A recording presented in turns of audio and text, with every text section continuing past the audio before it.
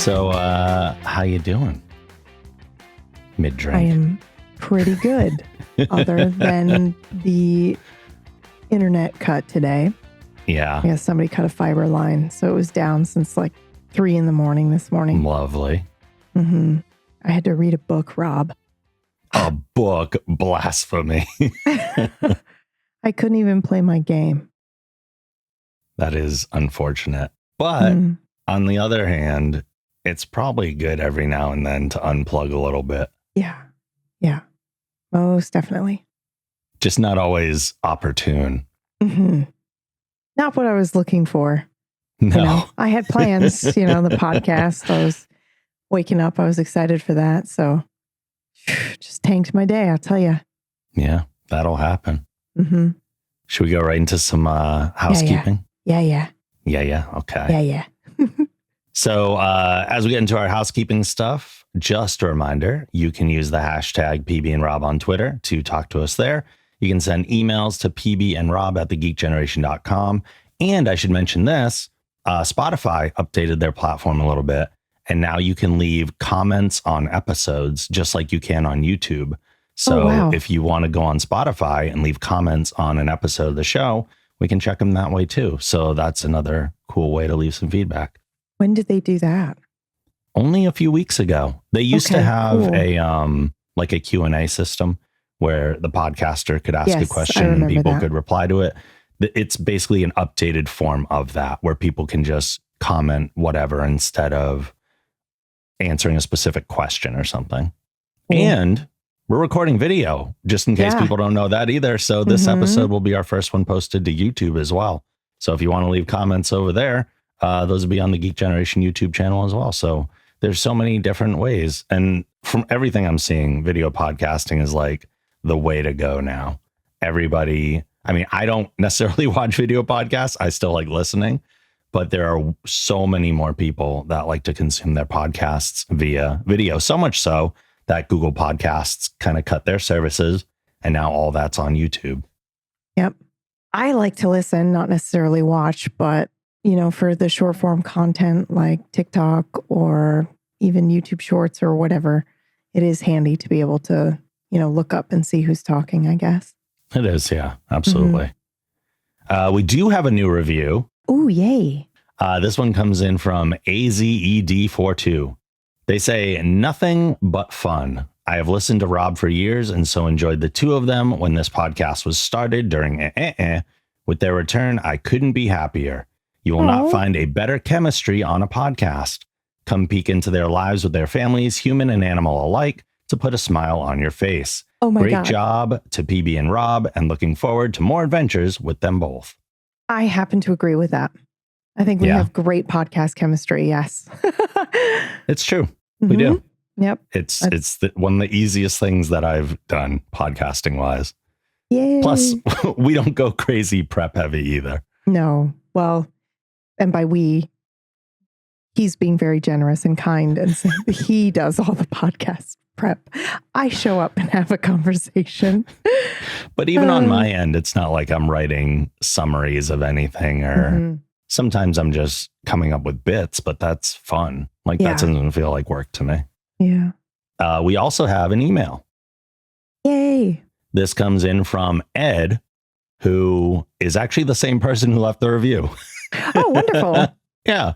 Ed says, okay, so I'm double dipping with a review too. Just in case you missed it, you can get more of Admiral Janeway on Netflix from Star Trek Prodigy. Yeah, aimed at a younger audience, but still Janeway. Are you watching Prodigy at all? I haven't yet, but I will now. How is it? Did you know Janeway was in it? I didn't until this moment in this review, so I will now. So I've watched the first season of Prodigy and I'm mid-season 2 right now. And yes, it is more of a kid's show. And you see that in like the first few episodes, but there are some episodes where they get kind of dark. Yeah. And you're like, whoa, this is just like actually Star Trek episodes now. Yeah. And it's kind of strange. So I wonder if they're kind of trying to bridge that gap, kind of get a younger audience and then kind of slowly get them used to the style of the Star Trek episodes, maybe? Yeah, like this show was co-produced with Nickelodeon. Yeah. which sounds very odd. And that's where it first aired, but now it's on Netflix instead. It's well worth watching, in my opinion. It's actually better than some of like the new Trek shows that are out there now. Yeah. And it is very much a spiritual successor to Voyager. Like, yeah. So like the basic premise, I won't give any spoilers. The basic premise is it's a group of kids.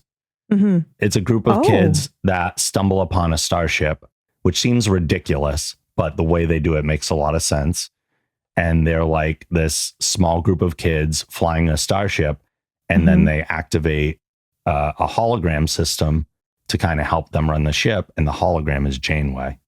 Oh my God. It's cool. Why did that make me emotional? That made me emotional. It's very cool. And that's just the beginning of the tie-in with a lot of like Voyager lore. There's continuation of stuff from Voyager. Yeah. It's very cool. Is that heartbreaking? How does she become how does she become an AI-ish type thing? Janeway's still around, actual Janeway. Okay. This is just also hologram Janeway. Okay. Yeah. She's been, there was a term for it in Star Trek where you could kind of like not upload yourself, but they did a nod to it in Mass Effect. Oh, where you could make yourself a virtual assistant. Yeah, it's more like the way the Doctor was created for Voyager. Like Zimmerman was the Doctor that created him and infused a lot of his personality into him. So like the hologram is Janeway, but it's not Janeway. It has a lot of her personality infused into her, but Janeway proper is still alive and functioning in Starfleet and everything. Yeah. Okay. Yeah. Cool. Yeah, it's very cool. It's very cool. Ed goes on, also listening to PB squeal over Haven is priceless. Please continue the feline love with more stories about Addie, Pumpkin, Gotham, and Haven. Looking forward to enjoying more episodes. Just briefly looked around to see if we had a kitty cat over here, but I don't see anybody. They must be sleeping. Yeah, I've got Haven sleeping here. Gotham was sleeping downstairs. He woke up before recording, but he's probably still hanging out down there. I actually, if you want more stories about cats, things have been kind of hectic over here lately. Yes, tell us what's happening. So last I mentioned, Haven was on the eye ointment for an infection she had. Yeah. It turned out that she had 2 different infections because I brought her to the vet to get her updated vaccines, and they're like, we can't give her vaccines. She has a fever. And I was like, what? There was no evidence aside from the eye that she wasn't feeling well because she's a kitten and bouncy and all over the place. I'm like, she's got kitten energy. Like, there's no signs that she's not feeling well. They're like, no, she has a fever. So we had to run some tests that were like a few $100s, figuring out exactly what it was she had, which ended up being mycoplasma, which is like a parasitic bacterial infection, and got put on doxycycline for like 3 weeks, which is a pretty strong antibody. It's the same one I took when I got Lyme disease originally. Yeah. And fortunately, I forget that's in your lore. You know? Right. That's Rob lore. That's such weird. I mean, I don't have it. Yeah, no, I know. I got rid of it beforehand, but yeah, I had it. I was lucky, but it was the same meds. And the weird thing about it is the meds themselves, when they gave them to me, I have to do the liquid meds with the syringe and everything instead of like a pill, which is normally a massive pain in the butt. Yeah. And it's oddly raspberry flavored, which for humans, great. Yeah. For cats, ew. Okay, so Pumpkin actually really loves raspberry and strawberry. Oddly enough, Haven does too, I found out. Because she was like, oh yeah, I'll have the medication, huh? Yeah. I actually find the syringe much easier than the pill.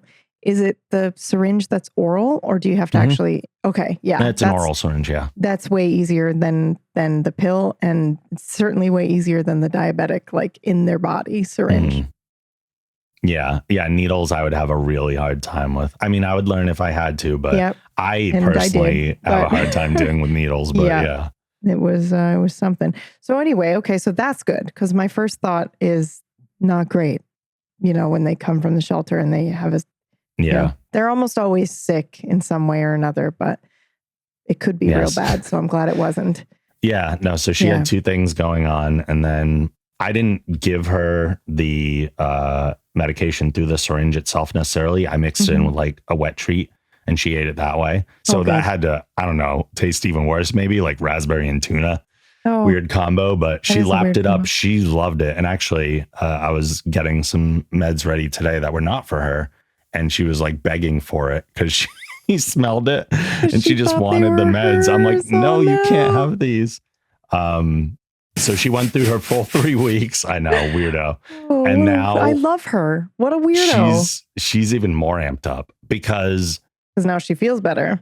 Yeah. So now she's full kitten energy. Oh, which has been interesting. Like, she was like a little chill for a kitten. Yeah. Well, nope. She's off the walls now, but still good. Full kitten energy. That's so cute. And they're getting along okay still? Yeah, for the most part. Because of her increased energy level, he's a little more annoyed by her at times. He'll hiss at her and stuff. But I've caught them wrestling. I got some video of it the other day. Like, they're fine. They'll coexist with no problem. Yeah, that's just kitten things. Like, when she's 3, all they'll do is cuddle. Yes. Yeah. The day that she stopped her meds, he started acting funny and like almost borderline aggressive towards her in a way that I had never seen. And was like hissing at her, growling at her, like all these behaviors I hadn't seen since I brought her home.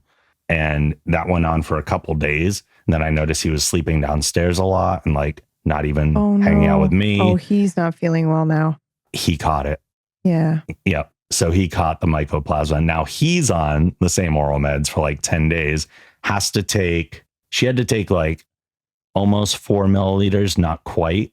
But he's 3 times the size of her and needs to take they prescribed 12 milliliters a day, which is a ton. Yeah. The syringe holds 5. And there's no chance of her then catching it within a 10-day span, right? Because she's been on the meds.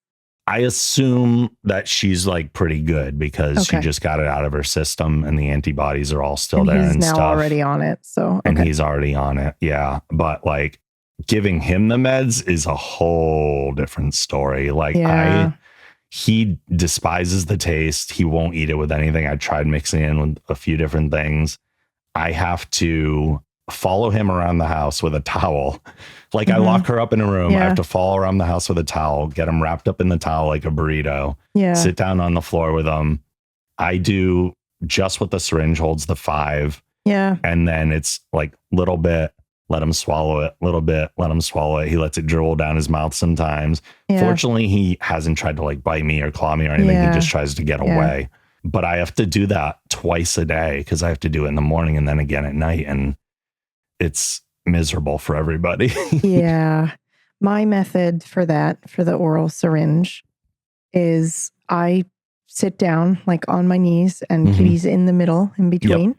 Yep. And I scratch his chin so he lifts his head up and then I just open his mouth. I literally put the syringe and squirt the whole thing in there and then it's over. Oh man, I wish. But then he's like, and he's a bit shocked and then he's just kind of like chewing and he doesn't even like a dose that big? Because that's a big dose. I don't know how big your dose is, but ours was pretty big. I would just squirt it down his throat, right? Because it's like his head's back and just squirt the whole thing in. But yeah, you might have to do it in 2 pieces because I can't imagine that. But yeah, it's I found it just easier to do, kind of do it that way and get it over with than to try to break it up or put it in the food and whatnot. Yeah. And then he got used to it. If only. Yeah, if only. But luckily it's only 10 days. Yes. Yeah. I have like another 4 days, I think, and then he's done and that'll be it. But I'm definitely like putting my feelings on him, which I know we do as people all the time. Like, I'm like, he's going to hate me. Yeah. He hates this as much as I do. He probably does hate this as much as I do, but he forgets it in 30 minutes. Yeah. Oh yeah. Yeah. And then like later he's cuddling on the couch with me and stuff. So like it's me definitely feeling worse about it than he is for sure. Yeah. Yeah, for sure. But never fun. Those are all the cat stories I have though. Nothing major. Haven's just being Haven all over the place, bouncing. Good. Crazy. I'm glad she's okay and not, Oh, it's not parvo or something, Yeah, yeah. Oh, I was even more worried when he started feeling bad. Yeah. Because I was like, I've never seen him like this. He had never been sick since I've had him. Yeah, because you don't let him outside, right? No. Yeah. I mean, I've taken him out on a leash and stuff, but he doesn't go outside. Yeah. And he doesn't even like doing that anymore. Yeah. He decided outside is not for him. Yep. My pumpkin's like that too. I think when brought Atlas home, he very much, he was very sick cat. And he did end up passing something to Pumpkin. It is something that Pumpkin has for the rest of his life now too. But it's been okay. He's all right. Yeah. But it is like at least I thought it was, but now I'm starting to wonder if it's just asthma. Yeah. And I found that because of TikTok. TikTok fed me something and it's like, this is what a cat with asthma looks like, having an asthma attack. And this is what you need to know what it looks like. And I was like, that's exactly what my cat does. And so then I went, well, does my cat have asthma? But also my cat's 16 and had it mostly his whole life. So I think I don't want to necessarily put him on medication. Like, you remember actually. So when he does that thing where he like starts wheezing and I have to go and I sit with him and I just pet him and then it goes away. Yeah. That's it. Oh. That's all it is. It's like a weird like breathing that I'm not going to do into the microphone, but I almost did it. And then I went, no. That's probably not an enjoyable experience for anyone. So yeah, I've been wondering if I should, take him to the vet and see if he's got asthma, but then they're going to want to put him on steroids and he's 16 and I think 17. I didn't realize they were that old. Me either. Oh no. Don't go down the rabbit hole. Nope. I refuse. We can move on to some other more fun stuff if you want. Because ask me about my addiction. Yes. Wait, your addiction? No Man's Sky. Oh, I can't stop playing it. Yeah, I haven't touched it, I don't think, since I think I looked in and said like 2016 or 2018. Like, it's been years. Mine had been 3 years. Mine had been 3 years before I booted up the update. And even still, they update that game so much and so frequently. It's insane to me. Is that not the biggest turnaround in gaming history? Yes, absolutely. It would have to be, because I remember everyone had the high hopes of like, it would be what it is now. Yeah. And then when it came out and we were all like, oh, this is so much less. It's very shallow compared to what was promised. Everything feels very barren. There's tons of bugs, like bugs, not in the good way. There's not bugs on planets. There's bugs in the game. And over the years, they have updated and made it so huge and infinitely better. Yeah, it's ridiculous. And it was this way, by the way, ages ago. Like this most recent update is wonderful. And I haven't even scratched the surface because I'm still playing all the older content, that they have released since. But I'd say about within a year of releasing the game and it being a shit show, they had turned it around, I think.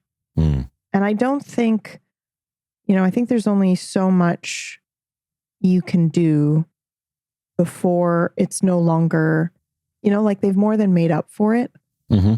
So there are moments where I think like, oh, are they just releasing new free content because they're, kind of trying to make up for the thing? But that was a long time ago. They're well past that point. Yeah. So I think this is just their business model. I think this is how they want to run things. And I believe they are working on another game that I don't know if they announced the actual game, but did announce that they were working on something else at one of the recent cons or shows or something like that. But I don't have all the details at my fingertips at the moment.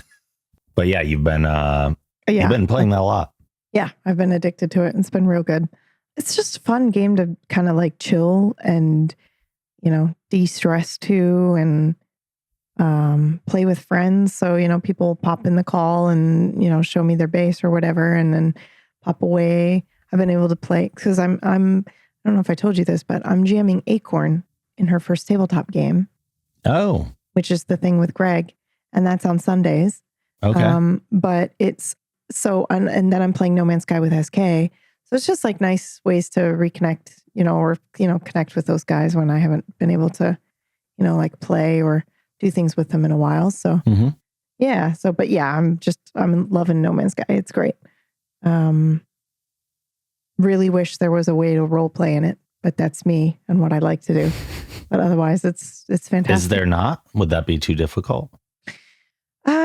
So I guess what I would want from a game that's a role play game is the ability to fly around and like hail someone. If I were in a ship, I'd want to be like, oh, there's somebody within 7 units of me. I want to hail them and talk to them. So I guess some sort of VoIP that was distance appropriate. Okay. In an open world, right? So you can wander around and run into people and do that kind of voice stuff, which I understand. Be super cool. It would be super cool. But then that said, I wouldn't want it necessarily to be a public server. And that's for, just in general, but children's safety and like all sorts of stuff, right? So I would want to have the ability to host my own galaxy essentially, and then enable the VoIP and allow people to walk around and blah, blah, blah. But then the onus is on us to, like run a server and make sure there aren't 13-year-olds running around, that kind of thing. Yeah. It's a lot of work. Yep. A lot of work, but it would be worth it because it's space. Be your own form of Star Trek in a little, it'd be Moriarty's cube galaxy. You were going to say something before I insisted you ask me about my latest obsession. No, I was just going to say we have some questions from people in Discord that they sent in. So I've been doing like a question of the day pretty much every weekday in my Discord. And then I knew our recording was coming up. So I was like, oh, does anybody have any questions for me and PB? And we did get some responses. I don't have all of them, but I have a handful of them that I thought were really good. So the first one comes in from Roslyn, and Roslyn asks, other than your shared love of cats, what makes you smile or laugh without fail? Your engagement news. Your engagement news? Yes. Roz and Bob are... Oh! Yeah. The Rosie proposed to my darling mod Bob. When you said your, I was like, I am definitely not engaged. Not engaged. I don't know what you're talking about. What are you talking about? No. I have a real answer to this, but it makes me sound like an asshole. It's people falling. I've seen you watch clips of it on stream. It's like, I don't know if it's a trauma response or something where I'm just like, I just can't help it, but I will laugh. And then I feel bad because there are moments where I'm like, oh my God, that person, that is painful. That has hurt, but I cannot stop myself from laughing. So it's like a compulsion. But yeah, if the key there was without fail, that's usually. Yeah. That's like a nice knee-jerk response for sure. That doesn't make you sound like an asshole though. That I think a lot of people have that reaction. America's Funniest Home Videos wouldn't have been successful if that wasn't the case. That's true. What about you? I tried thinking of a response to this. And again, the key is without fail. Yeah. Cupcakes. I don't think they always... You're smiling. No. Well, yes, because I thought that was funny. But I don't think I'm an easy laugher. No. But so that's wonderful. That's something I adore about you. Because of that, I don't think there is a without fail for me. Yeah. Okay. So then I started thinking, what makes me smile without fail? I was like, I don't know. My first instinct was my cats. Oh wait, but it said but other than your cats. Yeah. I was like, I don't know. I don't know that there is something. Batman? But again, like smile, it always interests me. I always love it, but I don't know that I have like, I don't emote everything all the time.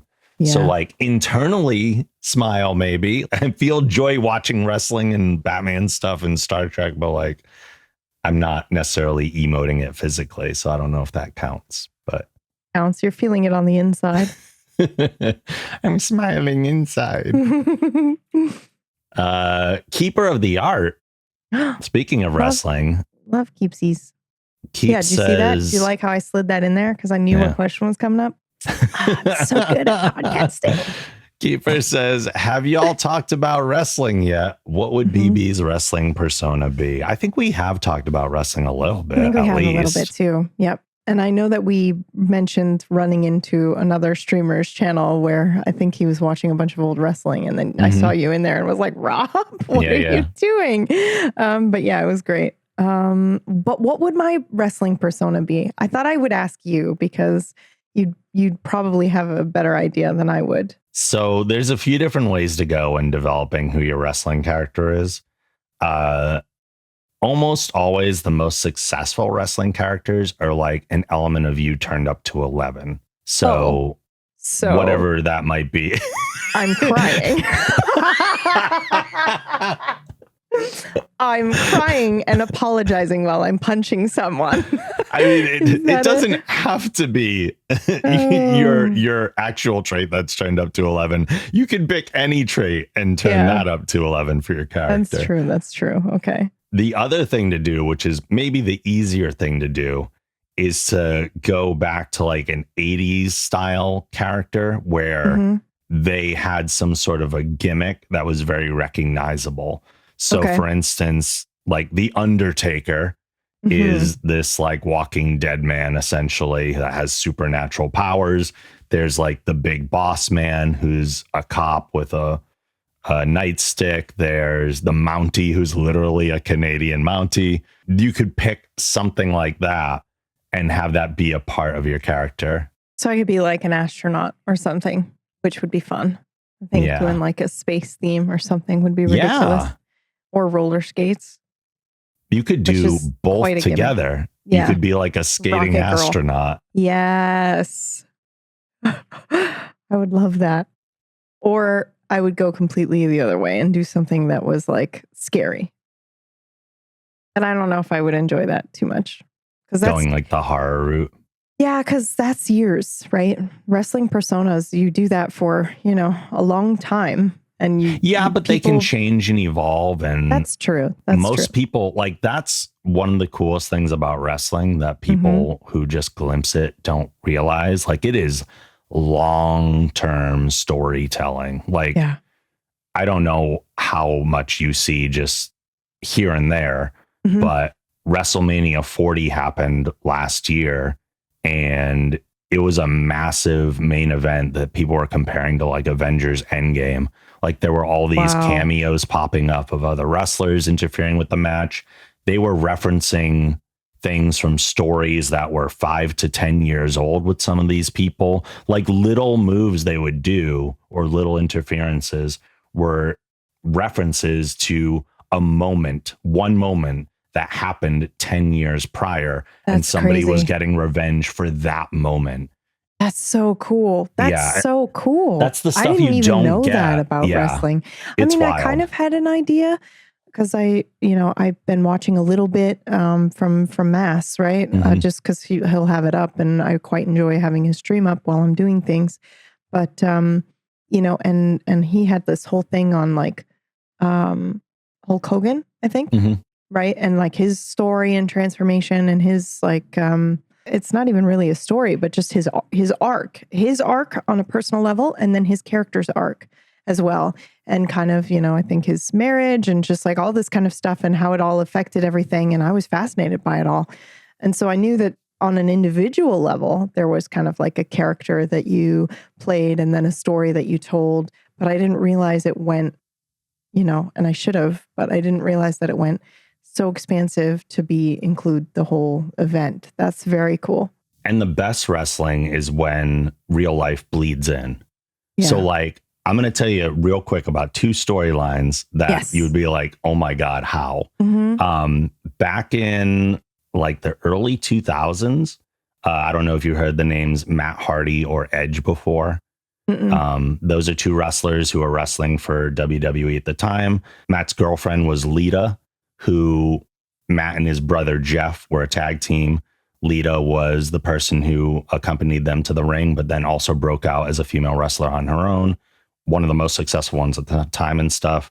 And so it happened in real life that Matt and Lita broke up at one point, but broke up because Edge started seeing Lita behind Matt's back. And Matt and Edge like grew up together. Like, this is all IRL stuff. Oh my God. And shortly after, Matt was released from the company for airing his grievances about this event publicly on social media and stuff. Years, or not years later, but maybe a year or so later, Matt returns. He's rehired. And the feud is Matt Hardy versus Edge with Lita at Edge's side. And they've taken the real life story and they're going to play it out in the ring because everybody knows now. Yeah. So everyone wants to see Matt get his hands on Edge. At this point, Matt and like behind the scenes, Matt and Edge had talked about everything, buried the hatchet and all that. I don't know but for the public, how do you do that? Exactly. How do you do that? But for the public now, it's the feud is on. Yeah. And it was an amazing storyline because there was real life emotion behind it. Yeah. And it played out fantastically. Well, that's the same with any storytelling, right? Yeah. Put some real life emotion in it. When they're playing themselves, essentially, like that line gets blurred so much. Yeah, that's some serious bleed. We talk about that in role play too, where you're so into the scene and then you come out of it and you're still feeling those emotions that belong to the character. Yep. But I mean, you know, you're kind of channeling them and you are feeling them, right? They belong to you as well. So yeah, that is a tough job, wrestling. Oh, for Especially sure. Especially if you're using your own identity, right? Yeah. The other one was the event that I just mentioned, WrestleMania 40. Yeah. So for the past like 2 years, Cody Rhodes has been the biggest babyface in the company, the biggest good guy. Wait, hold on. Is he the one with the dancing thing? I saw a video wrong. There is a video of a man dancing and doing like cheering or like clapping. I'm so sorry. I'm not going to be able to. No, the video I showed you of Joe Hendry. Yes, that's the one. Okay, that's what I was wondering if that was the same person, but no. Okay, Joe Hendry. Oddly enough, Joe Hendry is in my state right now doing a signing at a place like an hour from me. Why are you not there? I have things I need to do. I was going to go, but I'm too busy. Yep. Okay, that's fair. I was going to go, but I needed to record a podcast with you, Pumpkinberry. Yes, exactly. No, Joe Hendry. I love Joe Hendry, but Cody Rhodes has been the biggest babyface in WWE for a couple years now. This guy, Roman Reigns, had been holding the title for like 2 or 3 years straight as the top bad guy, the top heel in the company. Cody, a couple years ago, won the Royal Rumble, which earns you the right to face any champion you want at WrestleMania, which is like the Super Bowl of wrestling. Oh, and he chose Roman Reigns. And they had a match, and Cody lost. And everyone was like, what? No. We all thought Cody was going to win. Yeah. Everyone went nuts. Cody did the unthinkable and became the second man in wrestling history to win the Royal Rumble 2 years in a row. And once again, the next year for WrestleMania 40, challenged Roman Reigns. And everyone was like, finish the story, finish the story. That was the big tagline. Yeah. We need Cody to finish the story and finally win, because this has been going on for 2 years. Yeah. All right. A month before WrestleMania, roughly a month, The Rock returns. We know who The Rock is. One of the biggest actors in Hollywood, right? He comes back to wrestling every now and then to do whatever he wants to do. And he says, I'm going to face Roman Reigns at WrestleMania, essentially. Oh, no. And Cody steps aside and is like, okay. And Rock IRL was like, we've been teasing this match with Roman for so long. They're technically family, Rock and Roman. They're like cousins. Yeah. And they have been teasing it for a bit. And this is WrestleMania 40. It's one of the big ones. Rock thinks this is going to go great. The people say no. What? The next day, the #1 trending topic on Twitter is #WeWantCody. And it stays that way for like a week straight. People are pissed. We've been waiting for 2 years. Yeah. For Cody to get his rematch and to finally win the title. And The Rock, who's also been on, like, in a Hollywood sense, been coming in and kind of botching some things here and there. Like Black Adam was going to revolutionize the industry and ended up being terrible and was like the end of the DCU movie universe, and it's being rebooted essentially. So the people say no, and they revolt. Crazy. And as a result, they have to change their story. Rock turns heel and teams up with Roman Reigns. Now, WrestleMania is a 2-night event, and they decide on night 1, it will be The Rock and Roman Reigns versus Cody and one of the other champions, Seth Rollins. Wow, okay. If Rock and Roman win, then Cody's match with Roman the next night becomes a Bloodline rules match. Basically, anything goes, anyone can interfere, whatever. Okay. Of course, they lose the tag match. Because you said that earlier. Sorry to interrupt you, but you said people were interrupting the match. What do you mean by that? So basically, in interrupting, another wrestler comes in and interferes with the match in some way. Like normally, under normal rules, the way this happens is that like the ref will have his back turned, and someone who's outside the ring will like trip somebody, like little things like that.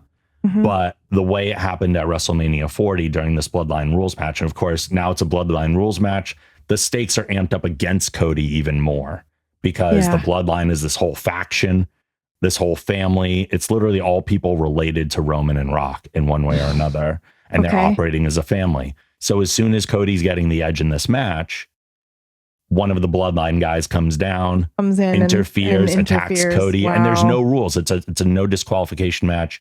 Anything can happen. So then one of Cody's friends and this guy's twin brother who just interfered comes down and takes him out. And that leads to another person coming out, another person coming out, another person. And it's just a back and forth of boom, boom, boom, boom, boom. And this is when all these things from like historical events were popping up, and like The Rock came in, John Cena came in, The Undertaker popped out. He's been retired for at least a year or two. He showed up and everyone lost their minds. So it was like, it was crazy. And of course, Cody won. And he did. Yay. Of course, he finished the story. Everybody's crying. I'm crying. Like that's just what it is. Like, but that's so all. Cool. It couldn't have happened that way without the real life aspect of it. Yeah. Yeah. Wow. Yeah. That's kind of like, that's very similar to the, the improv storytelling that we'll do. So I'm surprised you're not more into wrestling because it is RP, and they're even doing it in the ring. Like it's improv while they're physically doing it. So these fights aren't predetermined? They are. But the ref has an earpiece in. The back can talk to them, and they can change things on the fly if they need to. People get hurt, and they've had to change matches outcomes like mid-match. It's GMing. Yes. Wow. So they know the beats they have to hit, kind of, sort of. So when we call matches, the way that I was taught, at least, am I getting into wrestling? There's a few different ways to call a match. Like one way is you just say what the finish is. Like we know who's going to win always. Yeah. And then we want to know how the match is going to end. And then everything else you call out there, which is that's so cool. The wildest way to do it. And like I've learned how to spot wrestlers talking to each other and giving nonverbal signals to each other. There are certain things we can do to kind of communicate without talking, but some talking is necessary. Yeah. Yeah. But you can also be like, cool. That's it. That's role play. It's role play. It's live role play. And every match is a story. There is a structure to every single match. I feel like at some point, what you and I should do is like get a wrestling match and like we can watch it together and record a conversation about it. And I can like tell you exactly the structure and the psychology that they're using behind what they're doing. I would love this. It's so fascinating. It's a whole PB other gets thing. into wrestling. The episode where, I would love to do that. That sounds great. And then you can become the roller skating astronaut. Oh, that was such a long answer to that question. I feel bad. It was. I was coming back around. Anyway, what were you talking about wrestling? I got excited. Yeah. That's smiling though. Yeah. I wonder if that makes you smile without fail. It's true. Princess Laura Lawson asks, what small things do you do, or what small things do you both do to relieve stress? The look. Stress, relieve stress, not just sit in it. I bake bread. I got into baking bread. Mm-hmm. I found that was pretty good. Oddly enough, my first response is also baking. Yeah. Yep. I find baking to be very relaxing. With my hands. Mm-hmm. Yeah. Gets me away from a screen. Mm-hmm. Mm-hmm. And it's like you have a direct result of the thing that you have done as well, which feels good. Yeah. And even though a lot of aspects do take a lot of attention, and that's part of it, like following the instructions is part of the relaxation for me, in the sense that like I don't need to think about this thing. I can just follow the instructions and it will do what I want it to do. I know you're I think back to our baking is science streams where sometimes you just call an audible mid recipe. Or like when I remember when we made the pumpkin pies on stream and you were like, that's the best pumpkin pie I've ever made. And you had no way to recreate it because you had no idea what you did. Yeah. I will never forget that pie either. Gosh. Oh, hey, that's something that we could potentially do now that we're doing video with a podcast, is we could do baking and science segments again. This is true. It'd be fun. We could. Potentially.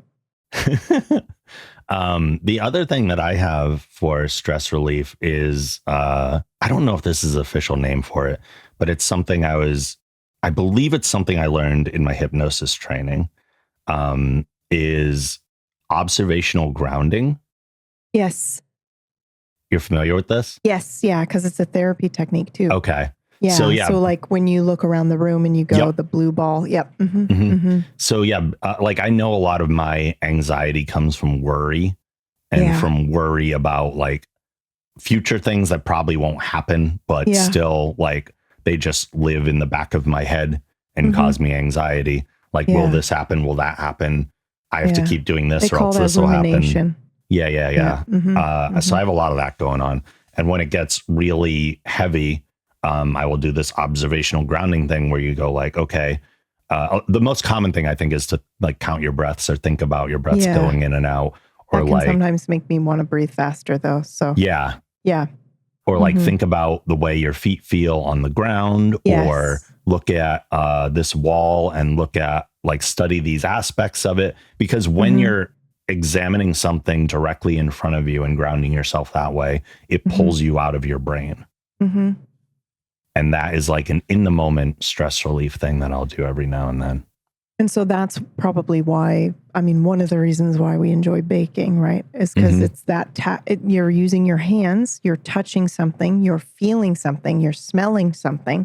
It's just hitting all of those senses and grounding you right here in this moment of following this recipe, or not, in my case. Or not.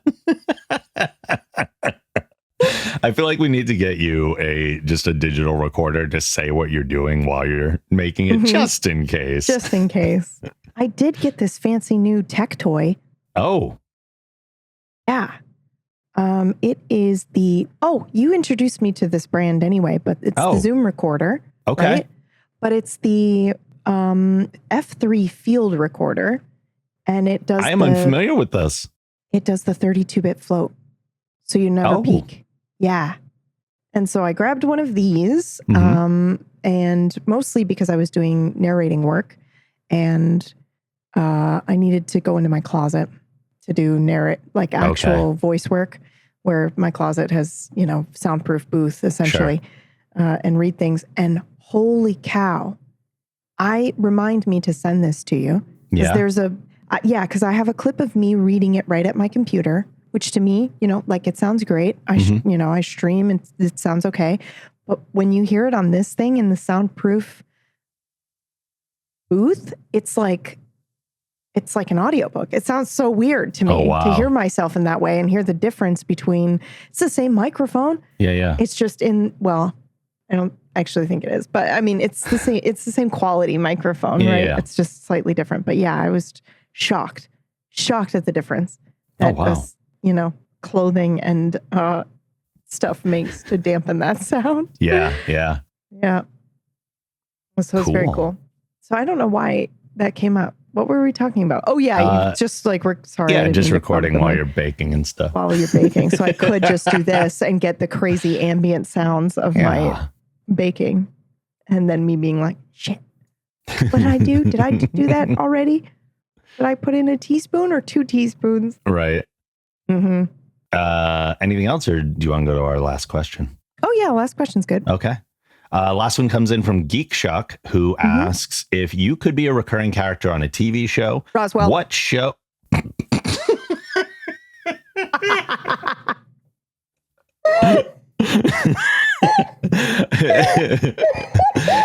If you could be a recurring character on a TV show, what show would it be, and what would your character be? I don't even know what your answer was. I didn't hear it, but I said Roswell.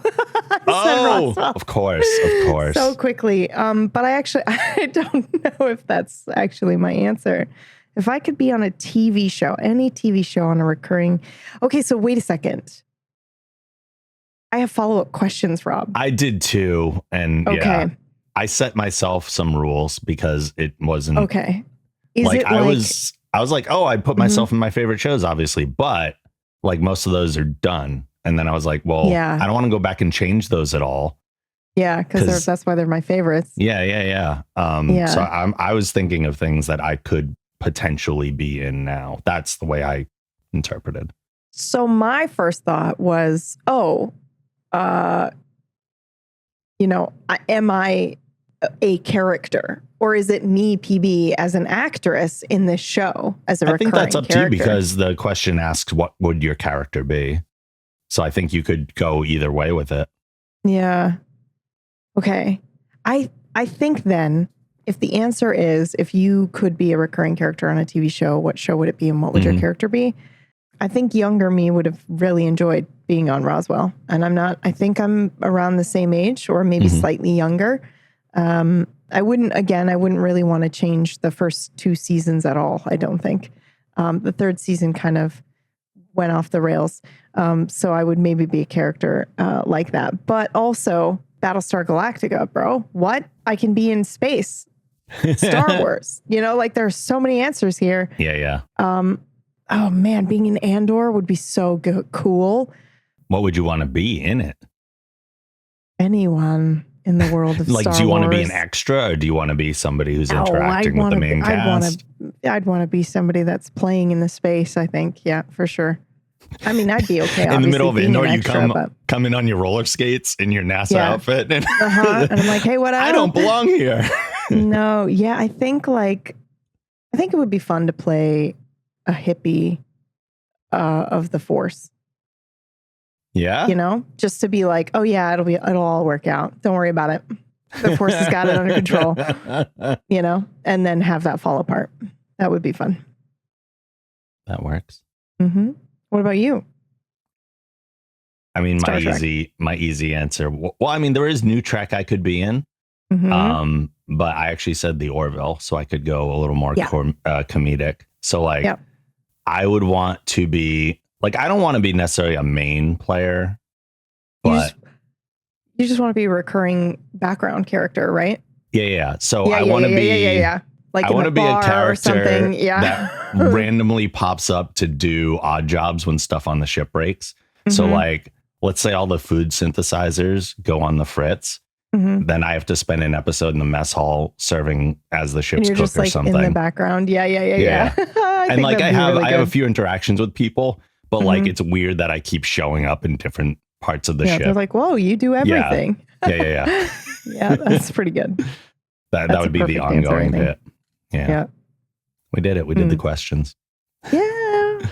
Do you want to talk about what you're watching or playing right now, or reading? Or? I did talk about No Man's Skis a little bit earlier. You did? I did.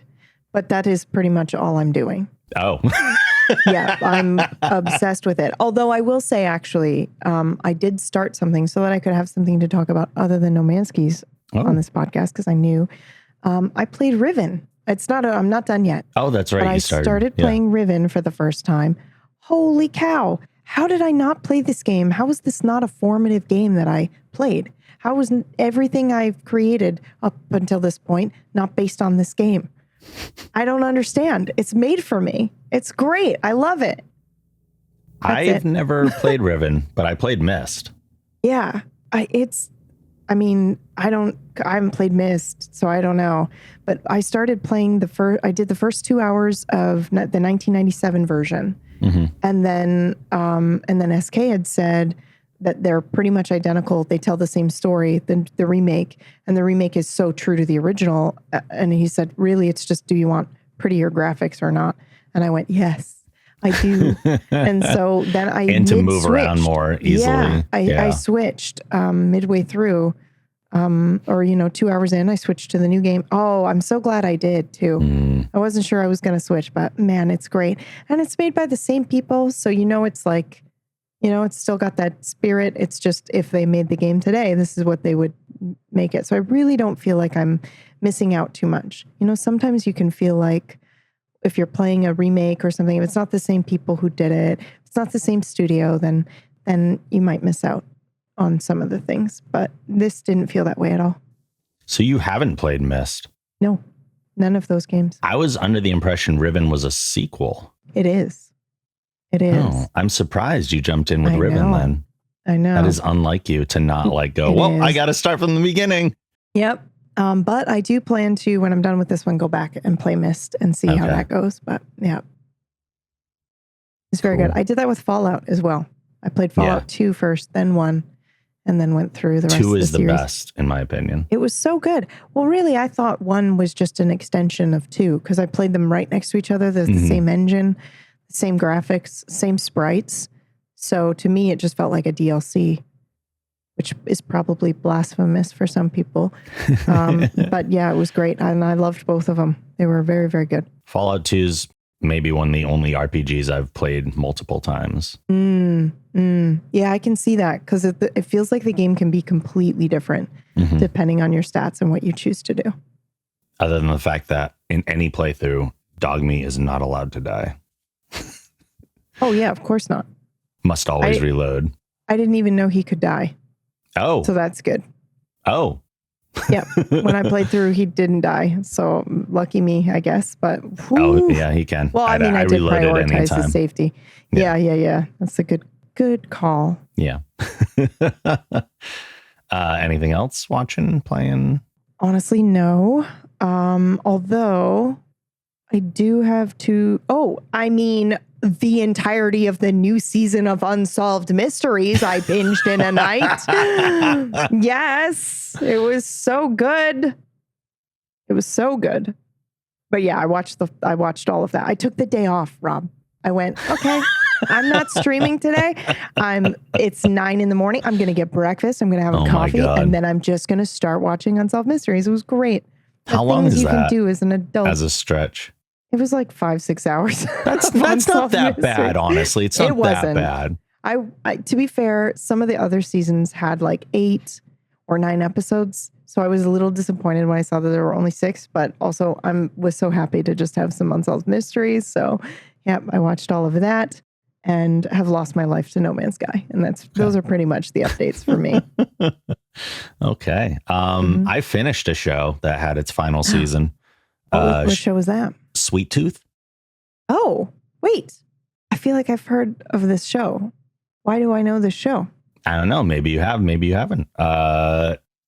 Sweet Tooth is a total of only 3 seasons. It's on Netflix. That's right. I've seen the thumbnail. Okay, yeah. What is that? Based on a comic series of the same name. Yeah, only 3 seasons, 8 episodes in each series, about 45 minutes per episode. So you can finish it in like a decent amount of time. And I feel like it's a good binge show. Yeah. So here's the description for you. It's set in a world in which a mysterious virus has killed a majority of the world's human population, coinciding with the emergence of hybrid babies that are born with animal characteristics. So those things happen at the same time. The same time that the sick appears is what they call it. All these hybrid babies start being born, and human babies stop being born. Only hybrids are the children being born. Gus, a naive 10-year-old part deer boy, sets out on a perilous adventure across a post-apocalyptic world to find his mother with the help of a gruff protector he calls Big Man. Whoa, cool. Yeah, it's a really well-made show. It's a little odd in that I think the first season dropped alongside the start of So yeah. That's terrible timing. But it was good enough that I watched it anyway. Mm-hmm. The third season I felt was a little slow, but a really satisfying conclusion to the entire story and stuff. So for just like 3 seasons, 8 episodes each, it's a pretty good watch. What I watched in the middle of that I think also came out around the same time was Station 11. I've heard of that. Yeah. It has my girl Mackenzie in it, Mackenzie Davis.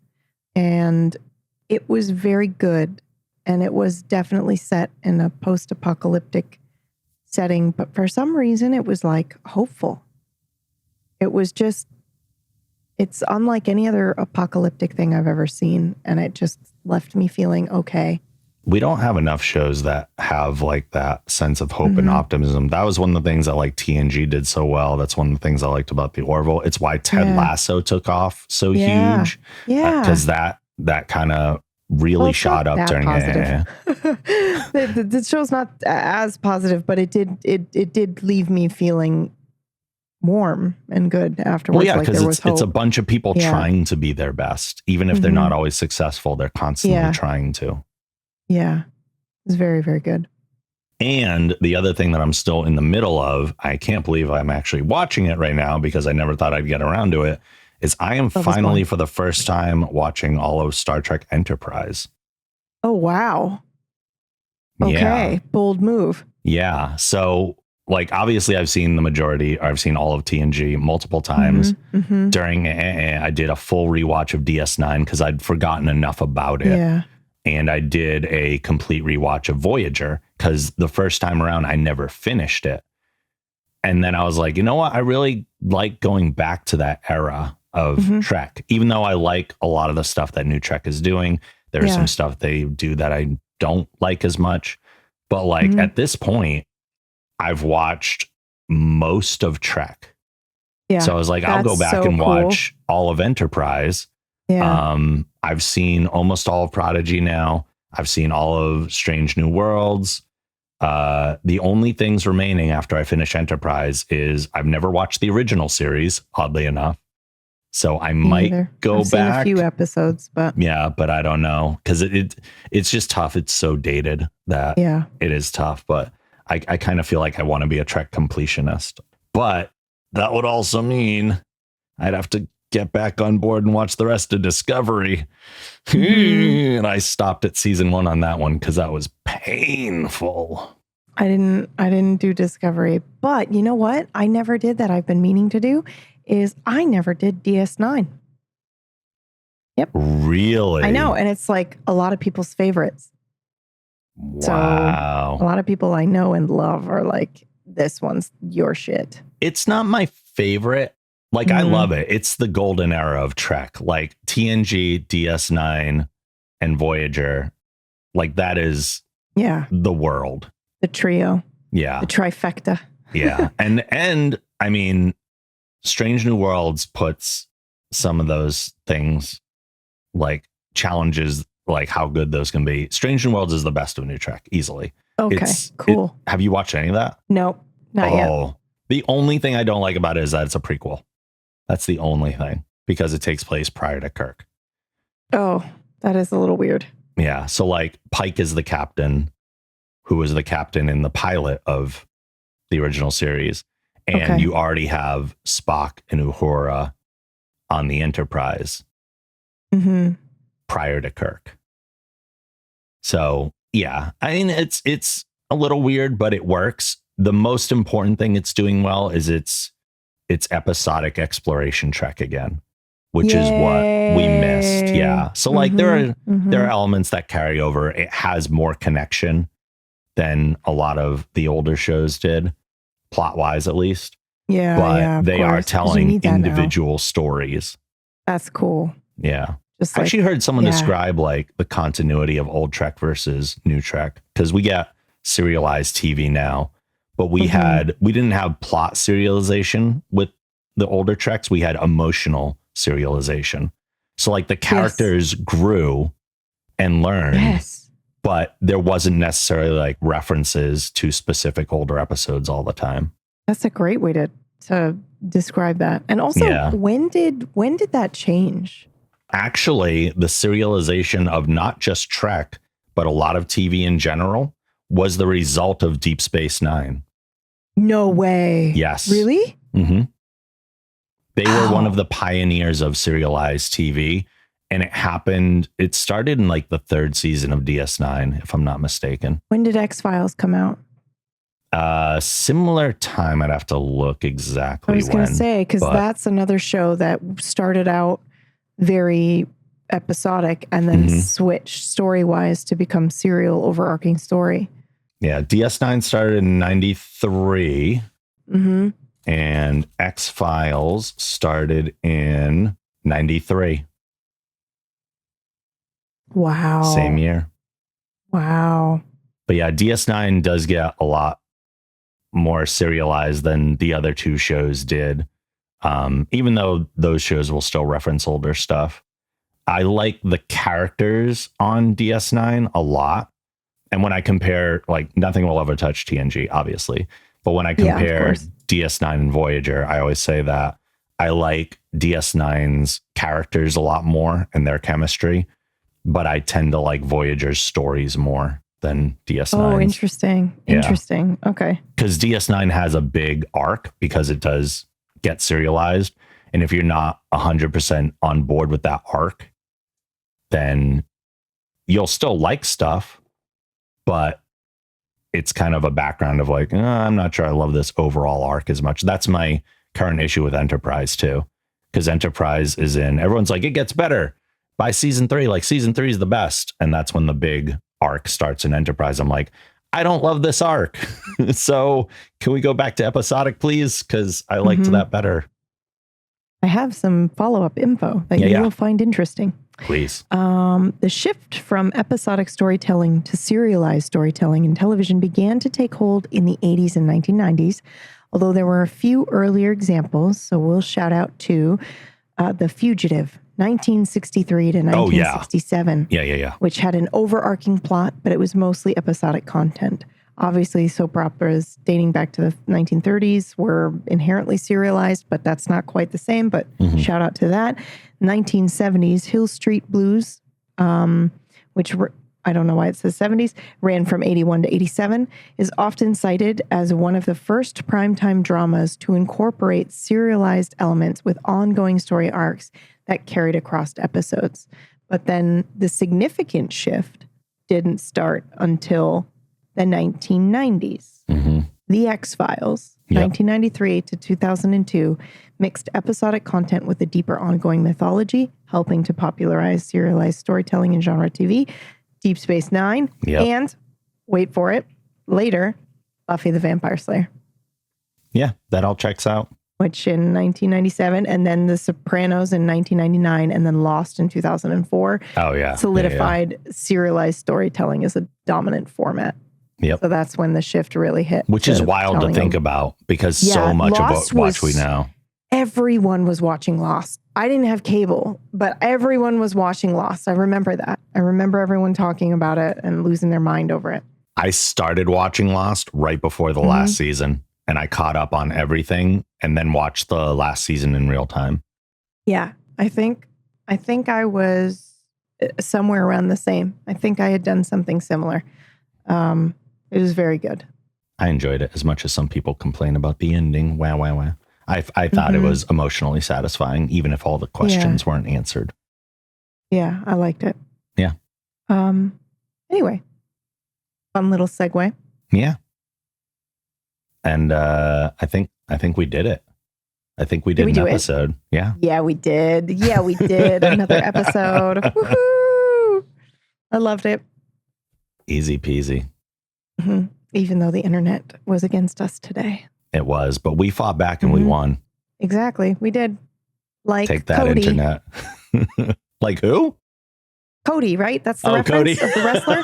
Yeah, I did it. I brought it back around. Here we go. We finished the story. Ding. You need the wrestling dings. Also, I was going to recommend this and I totally forgot. highly recommend if you want to know what wrestling is about, like as an art form. Yes. There's a guy, Max Landis. Documentary. Oh, okay. I was going to say, are you going to send me a documentary? Because there is a documentary too, if you want to watch that. Yes, I do. Hit me up with all of that stuff, and then I'll watch it and come back. There's this one short film that Max Landis made. I think it's 20 minutes long, and he made it for YouTube, and it's called Wrestling Isn't Wrestling, where basically the premise is it's all about the long form storytelling of wrestling, using Triple H as the template. But it's also about how wrestling is about the making of a wrestling show, not necessarily a wrestling competition. It's like the Muppet Show, where like you go backstage and you're watching them make the show. That's what wrestling television is. You're going backstage with them, watching how they make the show, and then watching the matches themselves. It is kind of like the Muppet Show in that way. The other thing is, I forget what it's called. It's fairly recent, but I can send you the link.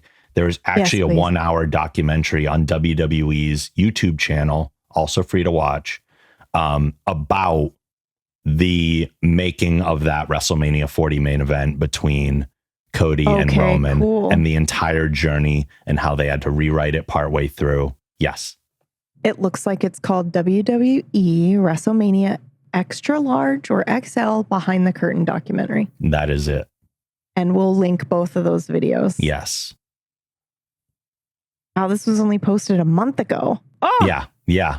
It's still fairly new. Okay. And there's even, because wrestling blurs the line so much, like that documentary was originally supposed to come out like a month after WrestleMania, and they delayed it.